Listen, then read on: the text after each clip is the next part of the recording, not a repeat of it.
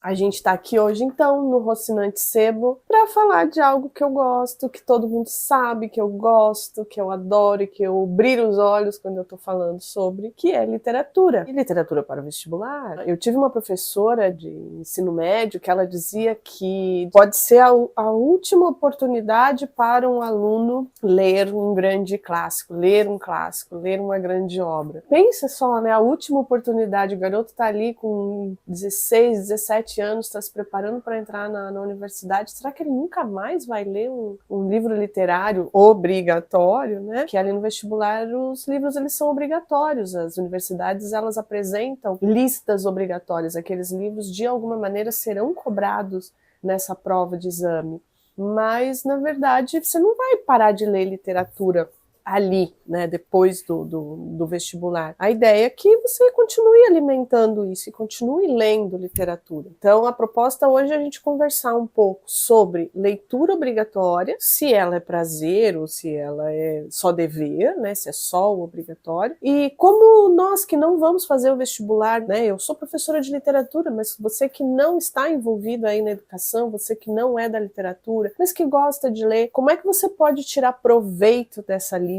Como é que você pode olhar para essa lista e encontrar ali livros que podem ser bem interessantes e não ficar dependendo dos 100 melhores livros do New York Times. A gente tem excelentes livros aqui no Brasil e excelentes curadorias de livros aqui no Brasil. Os vestibulares hoje estão mostrando isso. O vestibular da UFSC esse ano está assim um chuchuzinho que eu indico de olhos fechados para todo mundo. Eu vou falar da realidade com a qual eu trabalho. São os vestibulares da CAF, da UFSC, aqui em Santa Catarina, o da Universidade Federal do Paraná, da Universidade Federal do Rio Grande do Sul, em alguma medida da FUVEST também, mas especialmente os vestibulares aqui do Sul. E todos eles sempre há um livro regional. A gente até usa esse termo, né, para destacar o livro, de autoria de algum escritor da região ou que retrate algum aspecto da região. E aí é que entra o ponto, né?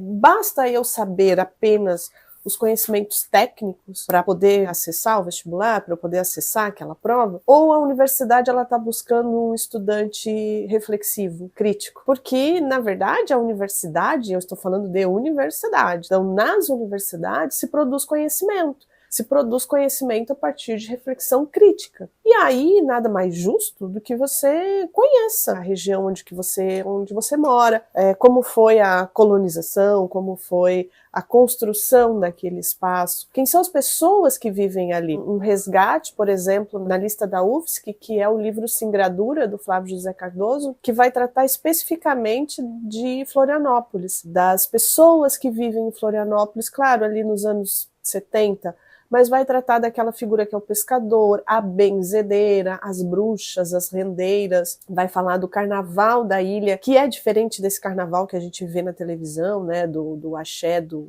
Salvador, ou do carnaval das escolas de sambas do Rio de Janeiro e São Paulo, mas é um carnaval de rua, de bloco de rua. Então isso tudo está retratado ali no livro. Então os alunos que vão entrar para os cursos da universidade, eles minimamente têm que conhecer as pessoas da sua região. E não só quem é da área da educação ou da área social. Porque, por exemplo, lá na engenharia, você tem que saber como é a tua cidade, como é a tua região, para poder melhorar aquele espaço, né?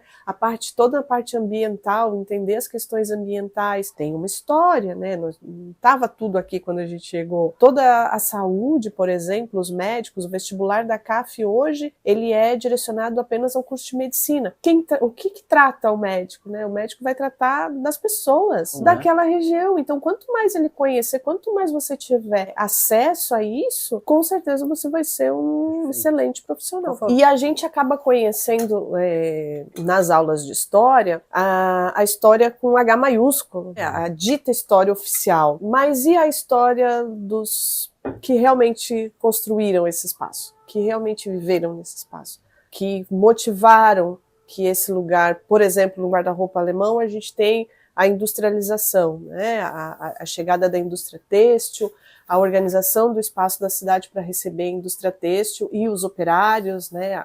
Agimentar as pessoas que estavam na agricultura para trabalhar na indústria têxtil não foi fácil, não, né? A gente hoje, todo mundo trabalha ou trabalhou, né? Ali nos anos 70 e 80, foi provavelmente o grande momento da indústria têxtil. Era muito natural que a gente fosse para a indústria têxtil. Aí é que está, era muito natural. Mas quando a indústria têxtil chegou aqui, os trabalhadores eram da agricultura. Então, você lê um texto que vai tratar dessa mudança de comportamento a partir da visão deles. De alguém que estava ali convivendo, exatamente, que vai contar. Por exemplo, no Guarda-Roupa Alemão, a escritora ela não era de Blumenau, mas ela era de Itajaí.